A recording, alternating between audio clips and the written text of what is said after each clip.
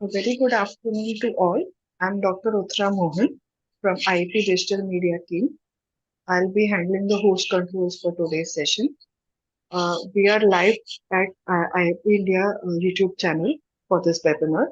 Today's webinar is on post-operative low back pain with resource person Dr. Bharati Deokar Sharma. Before we start with the webinar, I would like to tell you briefly about the IP Digital Media team. The digital media team consists of a group of physiotherapists who handle the Zoom platform, webinar live streaming, and IP profiles on social media.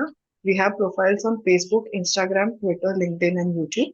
You can follow the IP pages on this channel for regular notification for webinars and other activities that we conduct, such as workshops, CME, conference, health camps, blood donation drive, etc. And we also share recent updates on physiotherapy through these social media. The YouTube channel has all the webinars which have been hosted before and are live webinars. I request all to subscribe to these platforms wherever you have a profile so you can follow the updates. The link to these profiles will be shared in the chat in a short while. Today's session is being conducted by IIT Women's Cell Maharashtra's Network Committee. The moderator for today is Dr. Mayura Deshmukh. Now I request Dr. Mayura to please take over.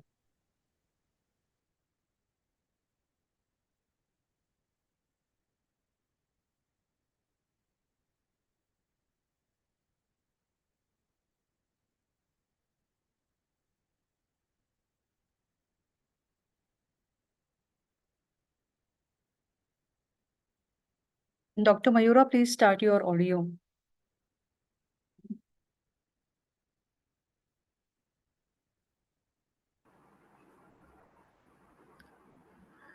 Please share the first line, ma'am. Yes.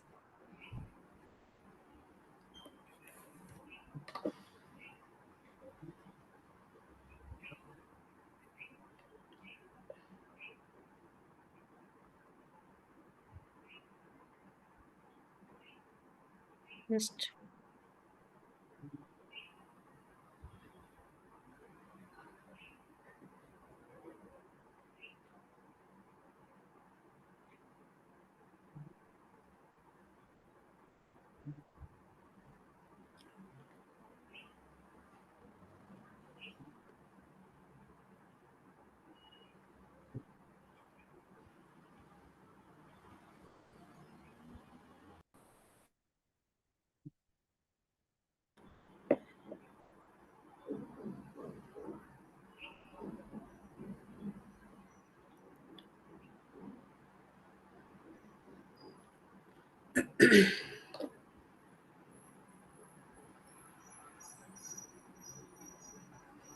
yes. Can you see the slide, please?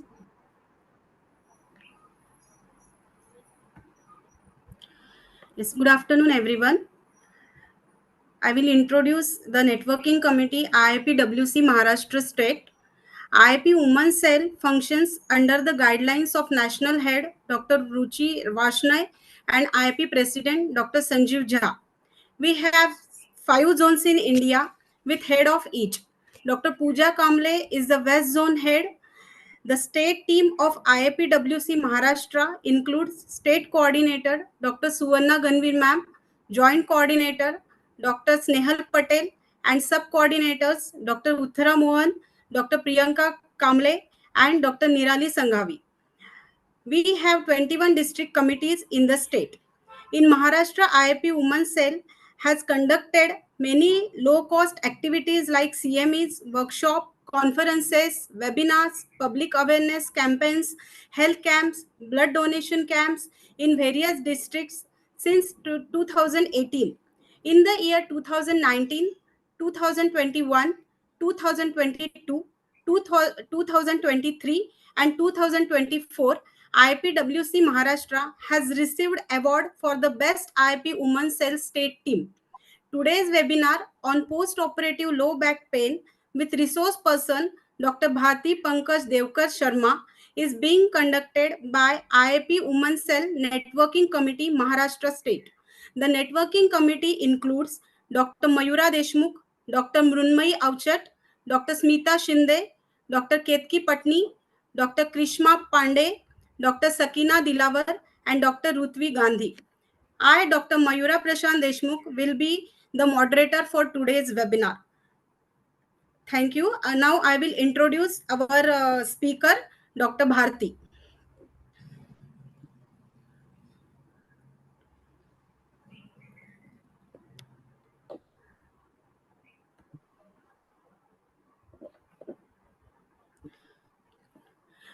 Dr. Bharati Pankaj Devkar Sharma is MBBS DNB Ortho and is presently working as a professor and head of a unit in Symbiosis Medical College for Women's Lovely.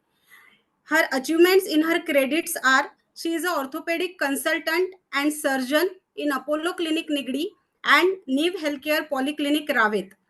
She is a pediatric trauma consultant and surgeon in Surya Mother and Child Care Hospital, Wakad.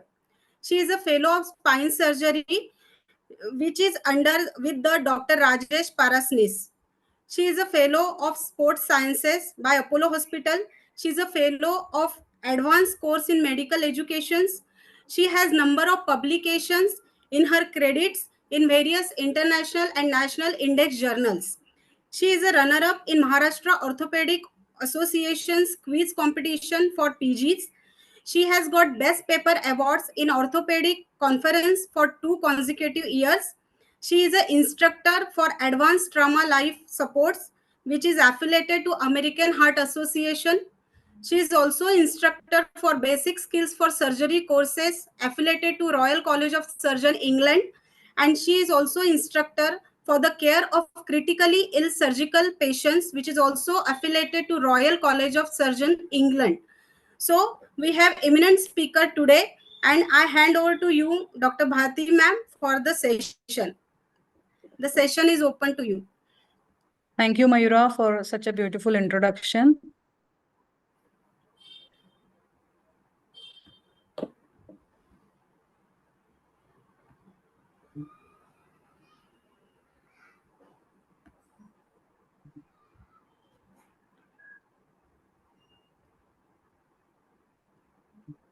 Okay.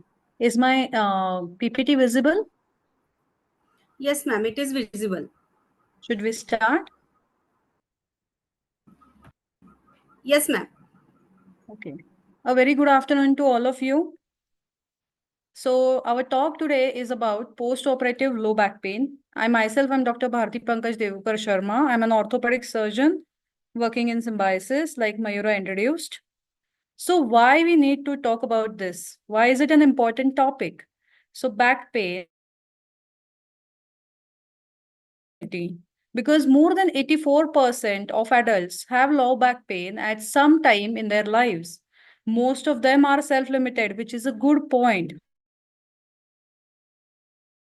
Leads is a highly costly, more disability in individuals more than less than 45 years. Second most common reason for visiting a physician. Significant back pain is going to be there throughout our career, and we need to see these patients, tackle them, understand why they have back pain, and only then we will be able to give them good results. So this is our spine. We have 7 cervical vertebrae, thoracics, followed by lumbar, then sacrum, and the coccyx. The curvatures are very important to understand because we have cervical and lumbar lordosis, and thoracic and sacral, there is a kyphosis. This curvature helps to maintain the sagittal alignment as well as the coronal alignment. In a sagittal and a axial section. Why we need to know this anatomy is because once we understand the location of the parts of the spine, then we can definitely, it will be easier for us to understand from where the pain is arising. If we see a cut section, below the pedicle, the roots exit, and the traversing root is the one which gets usually affected because of prolapsed intervertebral disc. Say there is a L4-5 lumbar disc herniation, it is most commonly the L5 root which is getting compressed, and the patient should be having L5 root symptoms. That is, there might be tingling, there might be pain around the L5 dermatome, or there may be weakness of the L5 dermatome. So there are certain potential back. So nerve roots can lead to pain. It is the intervertebral disc. If it herniates, it can lead to pain. There are facet joints on either side of the spinous process, which can cause pain. The vertebral bodies, if injured, may lead to pain. And the ligaments or the soft tissues surrounding the spine can also cause, maybe the cause of pain. All these five should always be thought of, and we should consider them as differentials and try and find out in which of these our patient symptoms fit. Let's have a case here. There was a 42-year female having severe right leg pain, clinically weakness of toe dorsiflexion.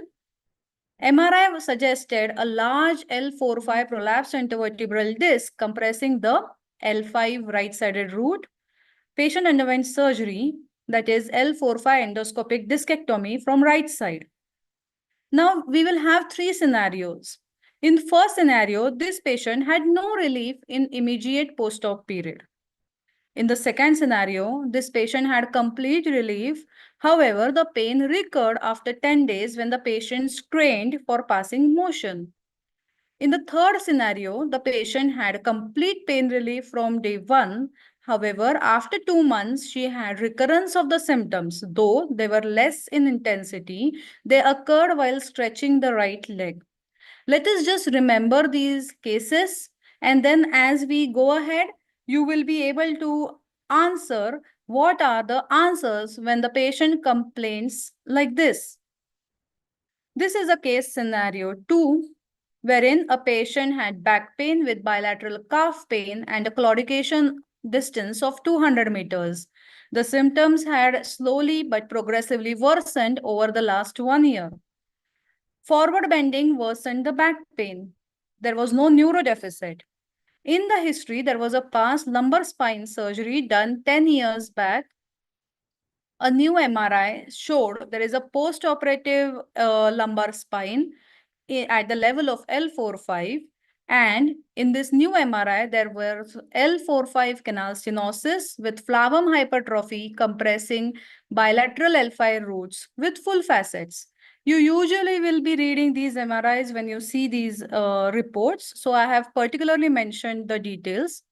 Patient underwent surgery, and the surgery that was performed was L4-5 decompression with discectomy.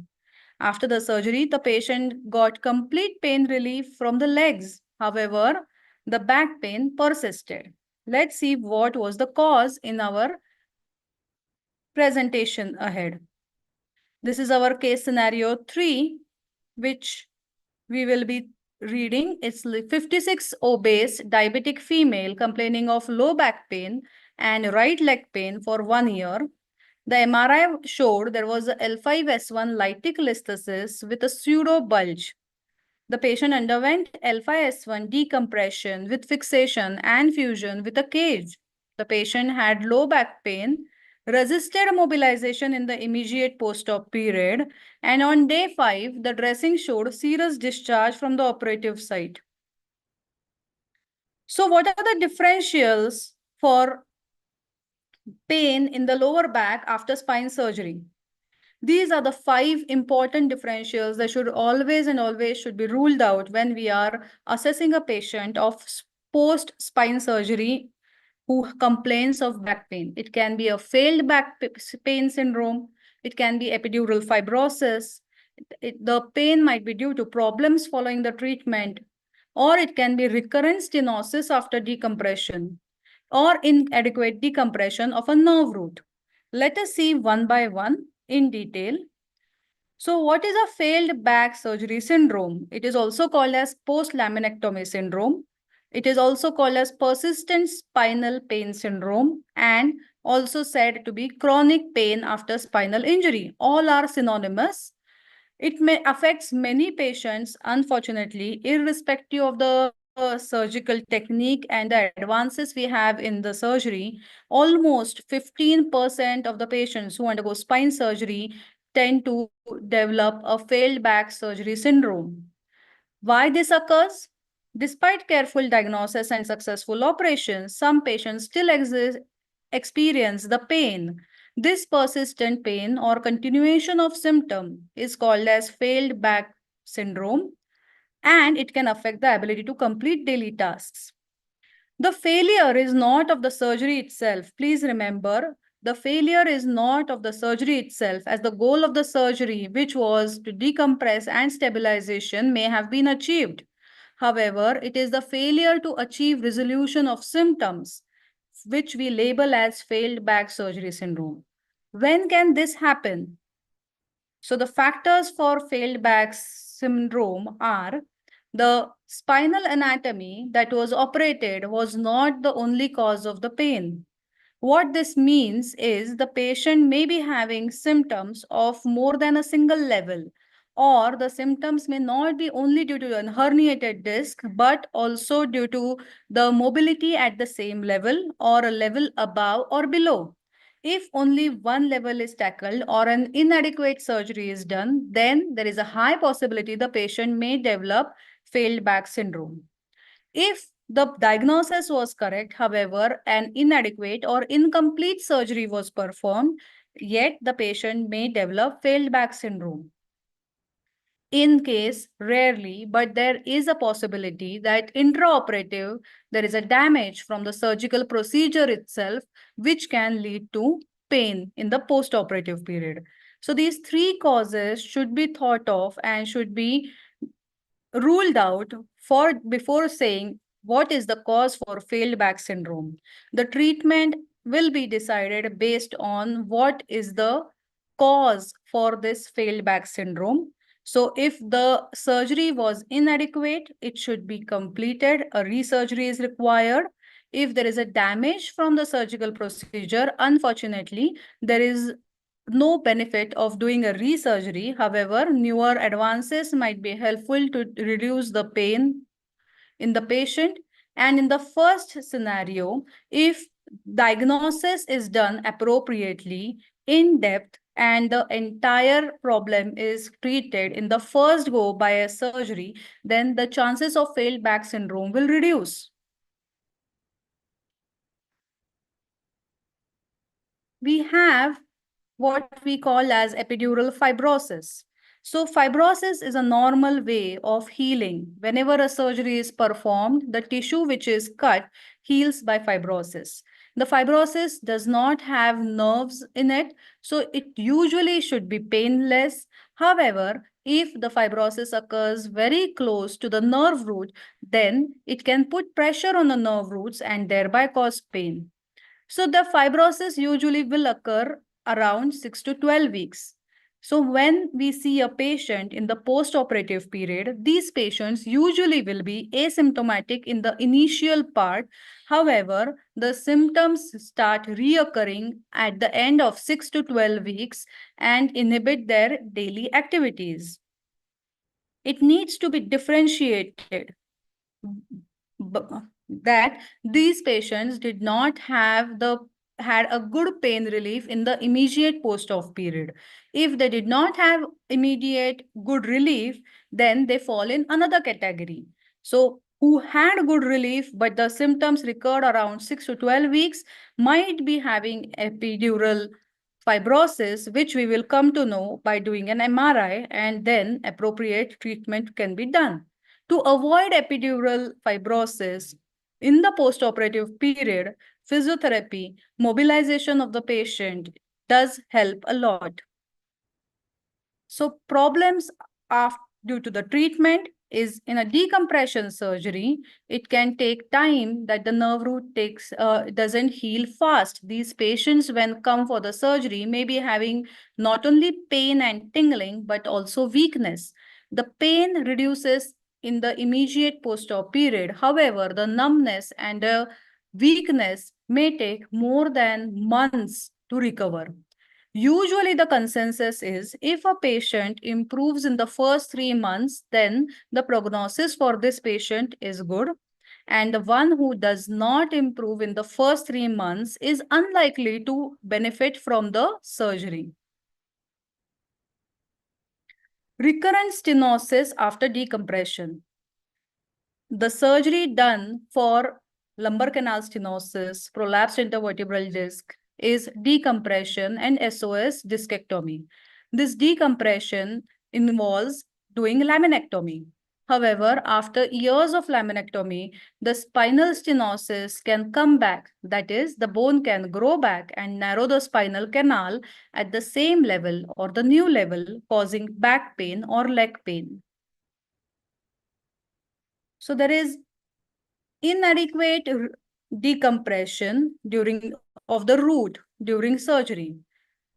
Unfortunately, if the surgery itself was not performed optimum, then there is a possibility that these patients will not be benefited by the surgery.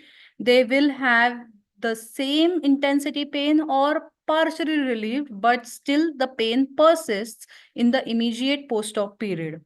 These patients who do not get pain relief and are not symptomatically better in the immediate post-op period need to be reevaluated if the surgery was inadequate or was it done at a wrong level to know how we can help the patient. Let us go back to our cases and see what was the cause. So this 42-year-old female having severe right leg pain, clinically weakness of the toe, dorsiflexion, MRI showed a large disc, patient underwent endoscopic discectomy. If the patient had no relief in the immediate post-op period, the answer would be it is an incomplete surgery or a wrong level surgery. In the scenario 2, the patient had complete pain relief from day 1. However, the pain recurred after 10 days when the patient strained for passing motion. If symptoms like these occur, then there is a possibility that this patient has recurrence of prolapsed intervertebral disc. The earlier surgery did give good benefit. However, due to increased the pressure, the patient developed a recurrence of the prolapsed intervertebral disc. The scenario 3, the patient had complete pain relief from day 1. However, at the end of 2 months, she started having recurrence of symptoms, less intensity, while stretching the right leg. The answer here would be there is a possibility this patient is suffering from epidural fibrosis. You see, post-operative, getting a correct and good detailed history can help us reach a differential of 1 or 2 with very soon. Case scenario 2 that we just talked of, who had claudication and who underwent surgery in 10 years back, was operated. The patient had back pain and leg pain both. However, only a discectomy and decompression was done. So the patient achieved complete leg pain. However, back pain persisted. The back pain was due to the listhesis or micro movement at the level of the facets, and any patient having severe back pain should always be fused. There should be fixation added to the surgery, which was not done in this case, and so the patient did not achieve relief from back pain. So the answer here would be an incomplete or inadequate surgery was the cause for persistent back pain. Case scenario 3. A 56 obese diabetic female, right leg pain, a lytic listhesis, underwent decompression, fixation, and fusion. Unbearable pain, patients who are not willing for mobilization, diabetic, obese, usually are more likely to develop infection. And on day 5, the dressing showed serous discharge, indicating that this patient has post-surgery infection, and that has to be treated to achieve pain relief and then go for the other physiotherapy modalities. So what will be our approach in managing a patient of back pain who was operated for spine? History is really important. You have seen by the three cases that only because of the history we could reach the diagnosis.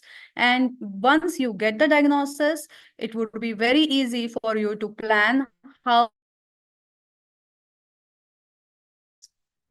It is important to know why the patient was operated, what was done for it. The post-operative management and treatment details are equally important. The duration since index spine surgery will help us reduce our differentials and information character of pain, distribution of pain, associated motor and sensory symptoms, bowel and bladder control, exacerbating and remitting factors, history of predisposing factors, all will help us to understand and come to a diagnosis in a better way. To remember, always differentiate between, is the patient having persistent symptoms after the spine surgery, or they are recurrence of preoperative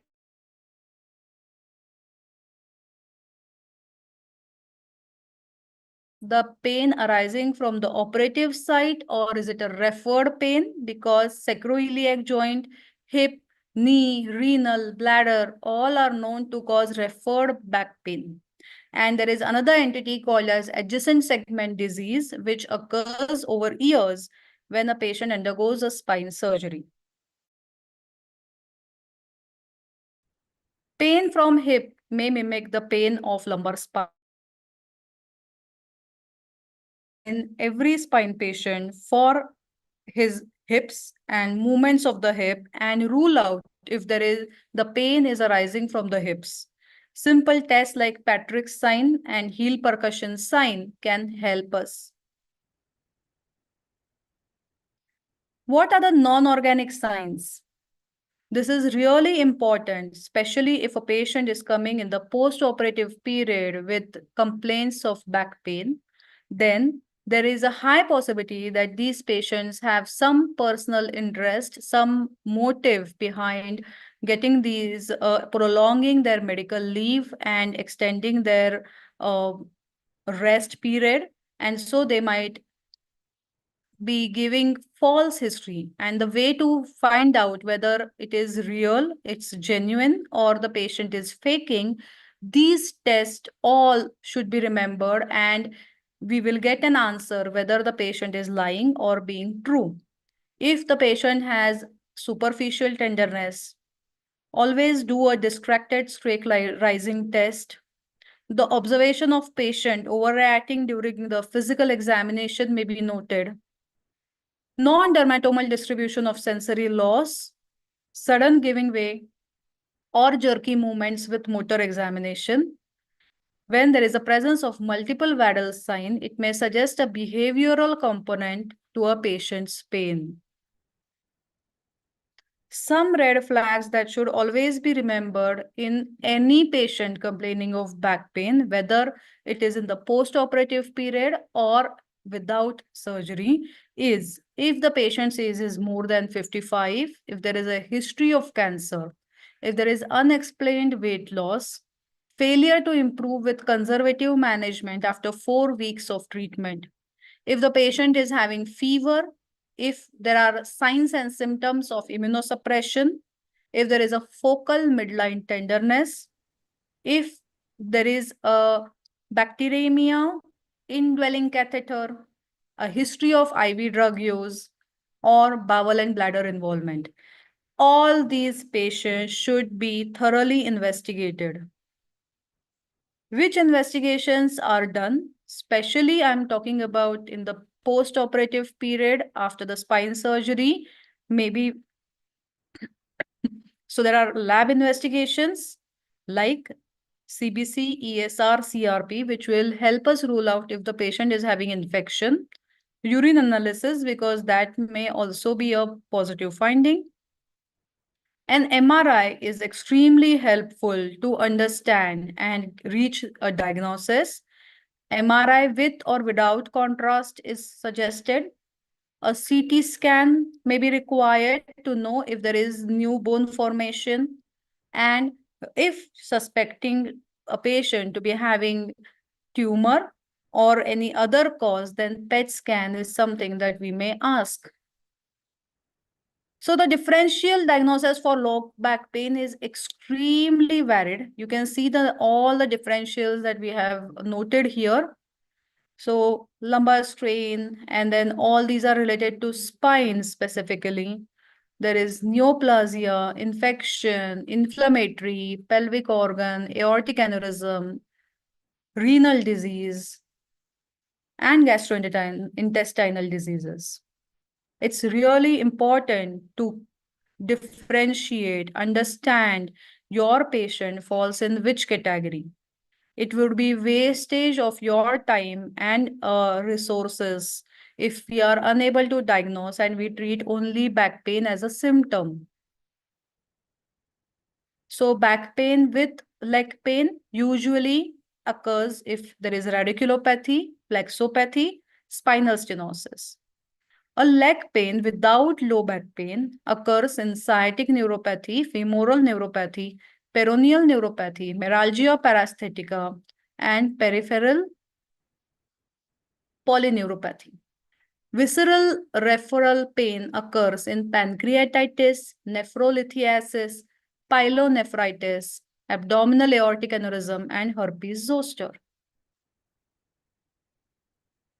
Our management for any back pain patient, especially a patient who was previously operated for spine and complaining of back pain, will depend on the symptom duration, what is the potential cause, presence or absence of radicular symptoms, and corresponding anatomical or radiographic abnormalities. The history, the clinical examination, and the investigation should correlate, and only then the definite diagnosis can be made, and then appropriate treatment can be planned. For pain in the post spine surgery back pain patients, first line of drug is NSAIDs, followed by opioids, followed by tramadol, and then buprenorphine and duloxetine. So we are climbing the step one by one, depending on how the patient responds to these analgesics. The non-pharmacologic treatment options available are exercise, motor control exercise, mindfulness-based stress reduction, yoga, and progressive relaxation. These are my references.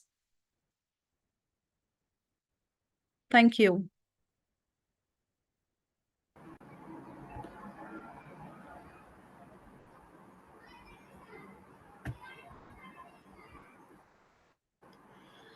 Thank you very much, ma'am. It was a very wonderful session. Ma'am, we have some questions from the audience. First question is, what are the chances of recurrence of radiating pain after decompression surgery? So if a job is thoroughly done, irrespective of the method of surgery, it can be an open surgery, microdiscectomy, or open or endoscopic discectomy. The recurrence rate is, if the patient usually follows the post-op rehab protocol, then there is a less possibility of recurrence. But if in the immediate post-operative period, if the patient lifts heavy weight because the annular ligament is open, There is an annular tear from which we remove the part of the disc that had prolapsed. It is open in the immediate post-op period. There is a possibility that the remaining disc may herniate back. And that is what we call as recurrence. The initial disc was removed. However, because of wrong weightlifting, straining, these symptoms may recur and the patient may have back pain, radiating pain. Okay. Ma'am, the second question is there any scenario of fascia getting involved in various spinal surgeries, affecting the posture in later stages? I'm sorry, but I didn't understand the question. Can you? Uh, Ma'am, fascia underneath the skin, fascia joining the muscles. Is there any chances getting involvement of those fascias which can affect the posture in latter stages, latter period? Okay, so from our aspect, no, if it usually it should not be the cause. The fascia would not be a cause for change in the posture, but during surgery, if for decompression an excess part of the pars lamina and the pars is removed, it may lead to defect in the pars and instability, which may in turn lead to postural changes in future. Okay, ma'am. Ma'am, one more question.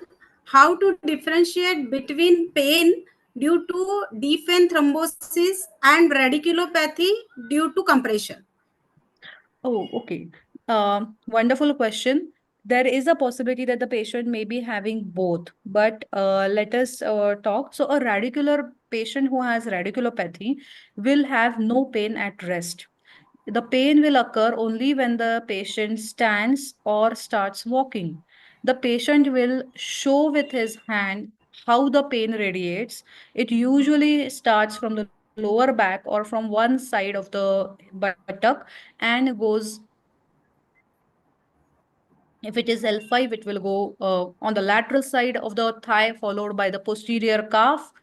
If it is S1, it will be completely posterior. And if it is L3, 4, that is the femoral nerve, it will be anterior. The patient will nicely tell you that the pain starts and it goes and reaches till the ankle or to the greater or lesser toe.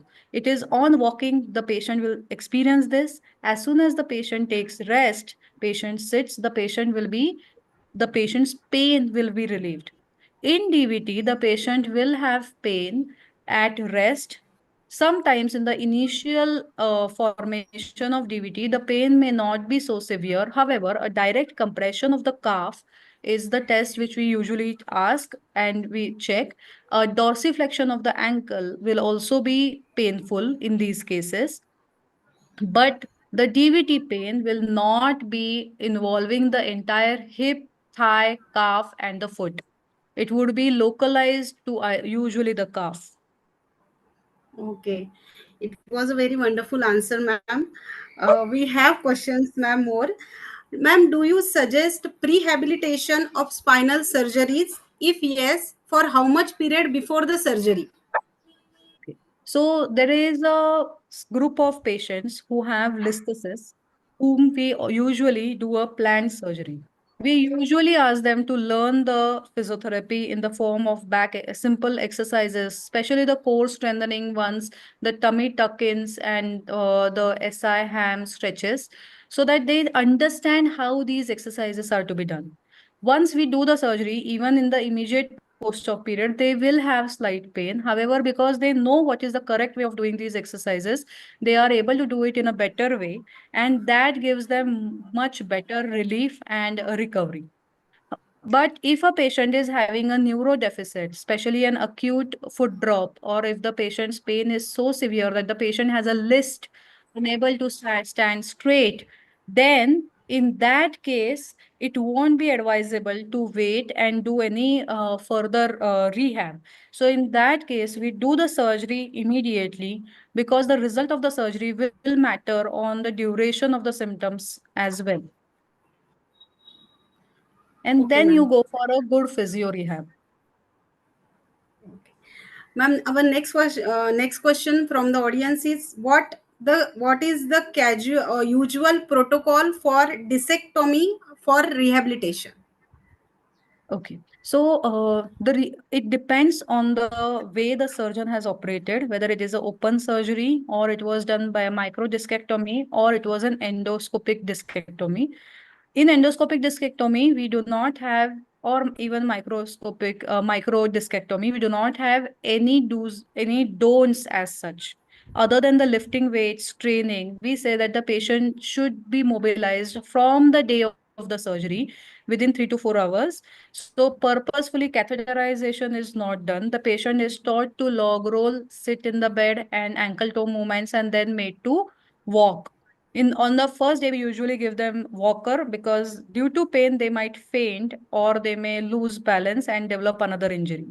Otherwise, there is no particular regime. In the open surgery, or if the surgery is of more than one level, if it is a fixation, then we usually say that let the pain reduce for 24 to 48 hours. During that time, only log rolling, bedside sitting, and walking around is advised. And after a week or so, once the patient is comfortable doing all the activities, we start on back extension exercises, core strengthening in a staged manner. So we do not give them many exercises in the one go. What we suggest is you start doing 2 or 3 exercises for each type.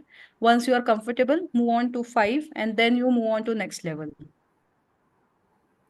Okay, ma'am.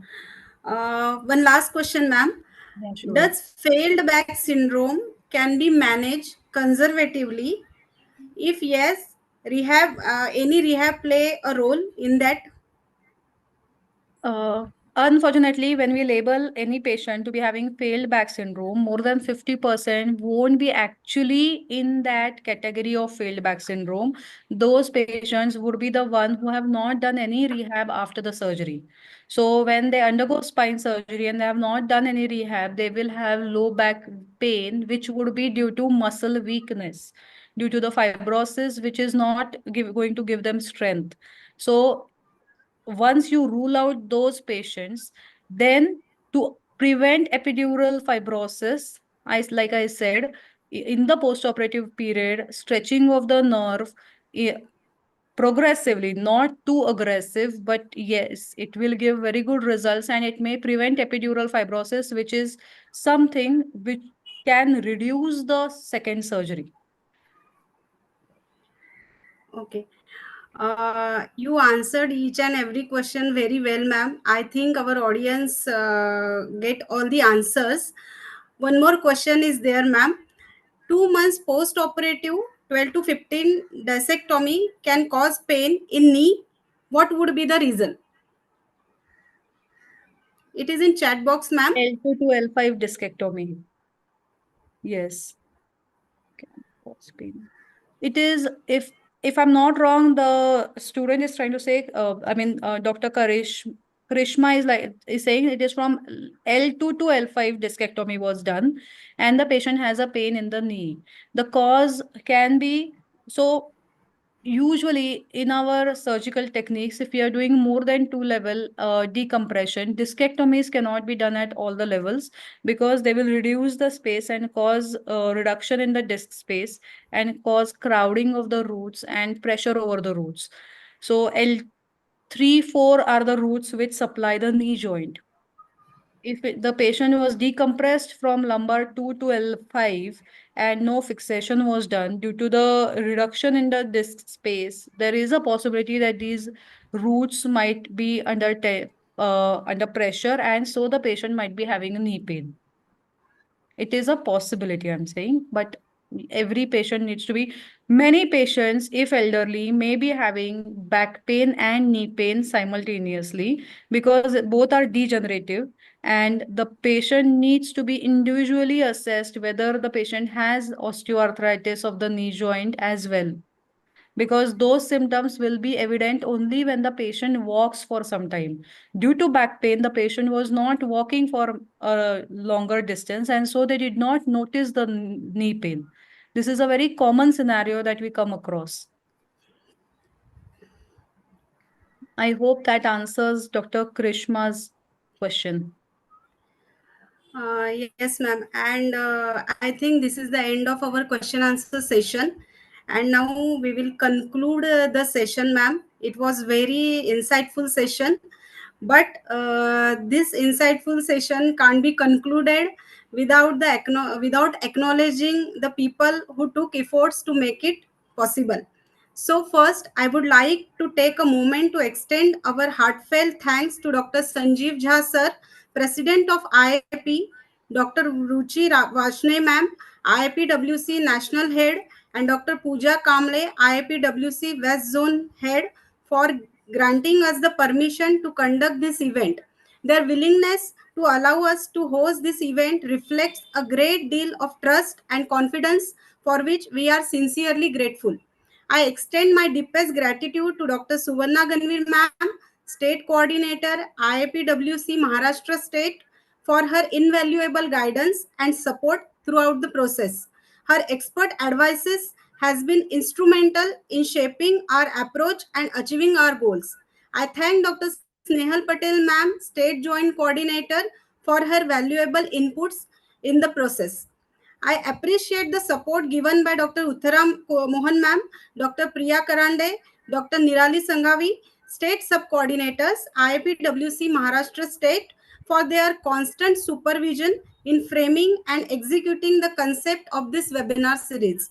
I also appreciate the efforts to all team members of Networking Committee IIPWC Maharashtra State for the coordinator work as a team, resulting in a successful event. Without a technical support, it was impossible to reach our audience. So, a special thanks to digital media team headed by Dr. Uttara Mohan for her extraordinary efforts. Once again, my heartfelt thank you to our distinguished speaker, Dr. Bharati Deokar Sharma Madam, for delivering such an engaging and informative presentation on post-operative low back pain. Your expertise and insights have provided us with valuable knowledge. Last but not the least, our audience, we are incredibly grateful for your enthusiastic participation and the thoughtful questions you posed. Your engagement has significantly enriched today's event and contributed to its success.